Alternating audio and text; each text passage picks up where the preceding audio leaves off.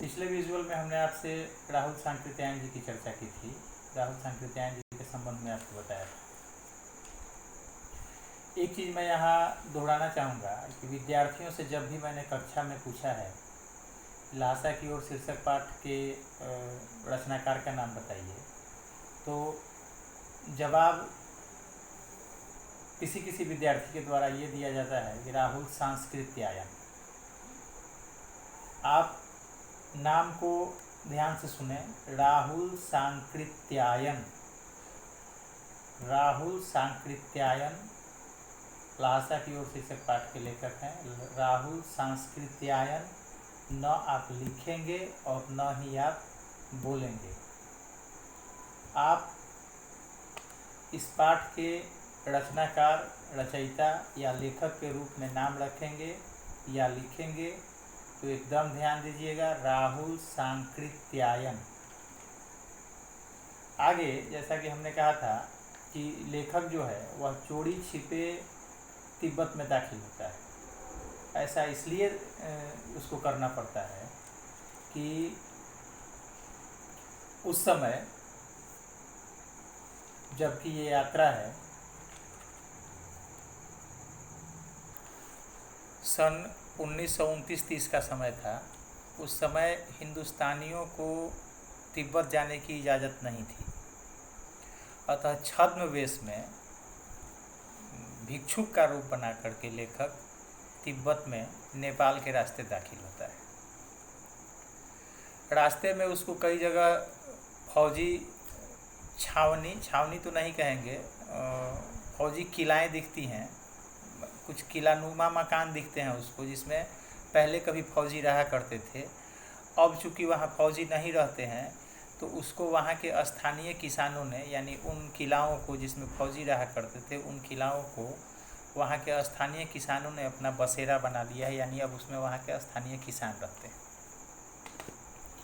एक चीज़ जो सबसे पहले लेखक को मिला है देखने के लिए वहाँ, जैसा कि हमने पहले कहा कि यात्रा वृत्त की ये विशेषता होती है, यात्रा वृत्तांत की ये खासियत है कि जिस जगह की यात्रा हम कर रहे होते हैं वहाँ के रहन सहन, तौर तरीके या रीति रिवाज के बारे में भी काफ़ी कुछ जानकारी मिलती है। और इसीलिए राहुल सांकृत्यायन जी अपनी मंजिल से अधिक महत्व दिया करते थे यात्रा को।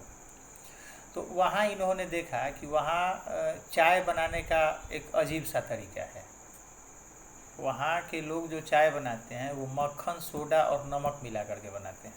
पहले उसको कूटते हैं चोंगी में डाल करके, जिसमें इन तीनों चीज़ों को मिला करके कूटा जाता है, उसको चोंगी कहा जाता है। तो उसमें या खोटा भी लिखा हुआ है किताब में, तो उसमें डाल करके कूटा जाता है और तब चाय, उस दूध वाली चाय का रंग, दूध उसको वैसे करके दूध जैसा चाय बन जाता है, लगता है कि दूध की चाय है, हालांकि उसमें रहता है मक्खन, सोडा और नमक। दूसरी जो विशेषता वहाँ दिखी कि बिल्कुल अननोन आदमी, अननोन पर्सन, अपरिचित अजनबी व्यक्ति किसी के घर में आ जा सकता है और घर में जो भी महिलाएं हैं उनको अपनी झोली से, थैले से चाय बनाने का सामान निकाल करके दे सकता है और वो घर की महिला जो है वो उसको चाय बना करके पिला देगी। यदि उस व्यक्ति को ये लगता है कि हमने जितना सामान दिया है चाय बनाने के लिए, ये पूरा का पूरा सामान हो सकता है कि यह इस्तेमाल नहीं करे, इसमें से कुछ बचा करके रख ले, तो चाहे तो बगल में बैठ करके निगरानी भी कर सकता है।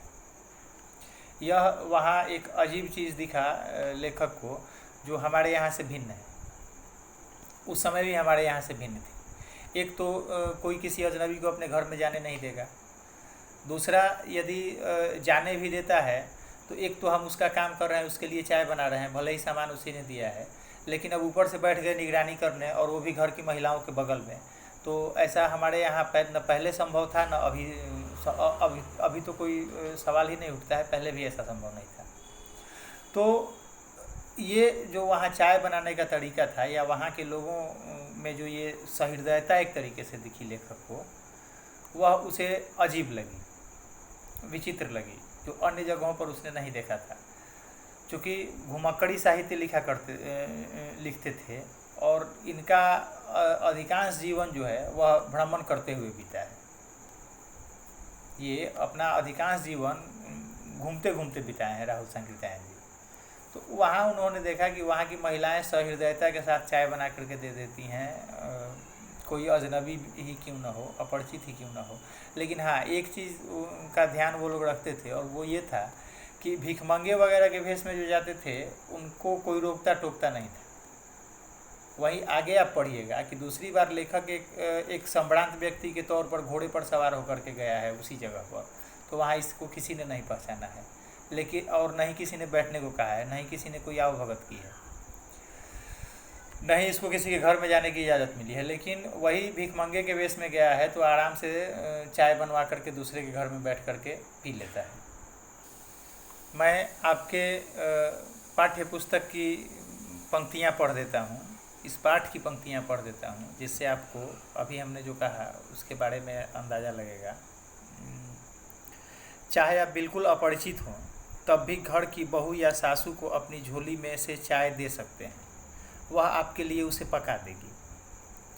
मक्खन और सोडा नमक दे दीजिए, वह चाय चोंगी में कूट कर उसे दूध वाली चाय के रंग की बना के मिट्टी के टोटीदार बर्तन, खोटी किसे कहा गया है, इसका उत्तर यदि आपसे पूछा जाता है परीक्षा वगैरह में तो आप कहेंगे कि वो मिट्टी का टोटीदार बर्तन जिसमें चाय दिया जाता था में रख कर आपको दे देगी।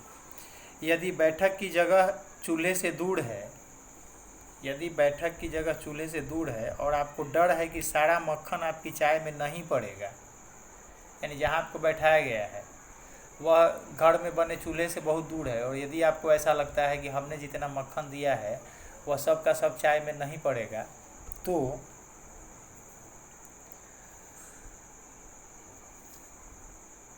खुद जाकर चौकी में चाय मथ कर ला सकते हैं। चाय का रंग तैयार हो जाने पर फिर नमक और मक्खन डालने की ज़रूरत नहीं होती है। ये वहाँ चाय बनाने का तरीका था कि यदि आपको इस बात का डर है कि हमने जो सामान दिया है वो सब का सब चाय में नहीं पड़ेगा, तो आप आराम से अंदर जा कर के खुद ही उसकी निगरानी कर सकते हैं, खुद ही उसे बना सकते हैं। लेखक की दोस्ती तिब्बत के एक स्थानीय व्यक्ति से होती है जिसका नाम सुमति था। परीक्षा में आपसे यह भी पूछा जाएगा कि लेखक के तिब्बत में स्थानीय दोस्त का नाम बताएं, तो लेखक का तिब्बत में जो स्थानीय दोस्त था उसका नाम था सुमति, और वह मंगोल जाति का था। उसकी जाति जो थी वो मंगोल थी और उसका नाम था सुमति। वह लेखक के साथ तिब्बत की यात्रा में था। जिन जगहों की जानकारी लेखक को नहीं थी वहाँ लेखक को घुमाने में, उस जगह के बारे में बताने में सुमति इनकी सहायता करता था। हम कहीं भी जाते हैं तो हमें तो वहाँ की जानकारी एकत्रित करनी होती है या हम वहाँ के बहुत सारी चीज़ों से अनजान रहते हैं। तो ऐसे में यदि हमारी नज़दीकी, हमारी दोस्ती या हमें किसी ऐसे व्यक्ति का साथ मिल जाता है जो कि वहाँ का है, वहाँ का स्थायी निवासी है, वहाँ के सड़कों, गलियों, रास्तों, पर्वतों, पहाड़ों से परिचित है, तो हमारी यात्रा जो होती है वह आसान हो जाती है। तो इसी को ध्यान में रख करके लेखक ने वहाँ किसी से दोस्ती की होगी, और वह जो सुमति नाम का व्यक्ति था लेखक का अच्छा दोस्त बन गया था।